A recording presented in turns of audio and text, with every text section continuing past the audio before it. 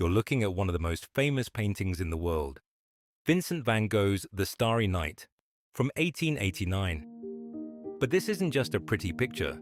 It's a window into the mind of a brilliant artist and a surprisingly accurate representation of real science that wouldn't be understood for decades.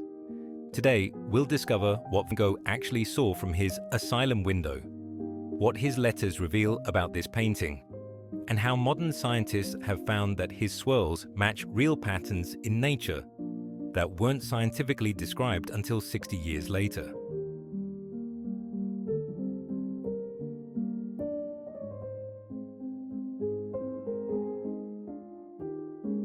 Our story begins on May 8, 1889, when Van Gogh voluntarily entered the Saint-Paul de Mausolée asylum in southern France. This wasn't a prison. It was a private psychiatric facility, housed in a beautiful 12th century monastery. Van Gogh had suffered several mental breakdowns, including the famous incident where he cut off part of his ear.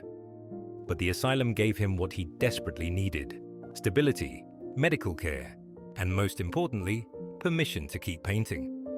He was given 2 rooms on the second floor, one to sleep in and one to use as a studio. But it was the view from his bedroom window that would inspire one of art history's most iconic images. From his barred window, Van Gogh could see an enclosed wheat field, olive groves, and the hills called Les Alpilles in the distance.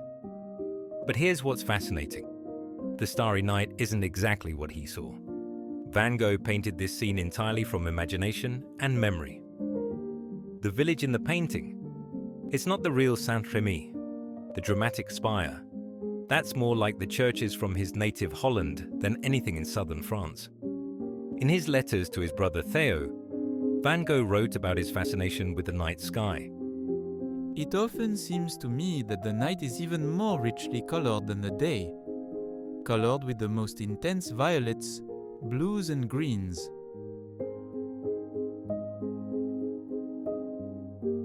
Let's start our journey through the painting with this towering cypress tree.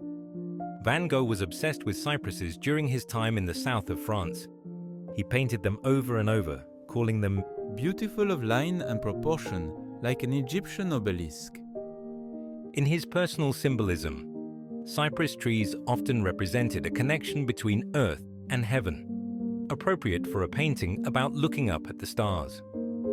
Notice how Van Gogh painted it like a dark flame reaching upward. The thick, energetic brushstrokes make the tree seem alive, almost like it's dancing against the sky. Below the cosmic drama in the sky lies a peaceful village. Every window is dark except for a few warm yellow lights. The people are asleep, unaware of the celestial performance above them. That church steeple piercing the sky. Art historians believe Van Gogh was thinking of churches from his homeland in the Netherlands, not the Romanesque churches of Provence where he was actually living. Van Gogh once wrote to his sister about his mission as an artist.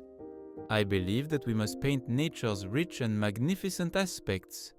We need good cheer, happiness, hope and love.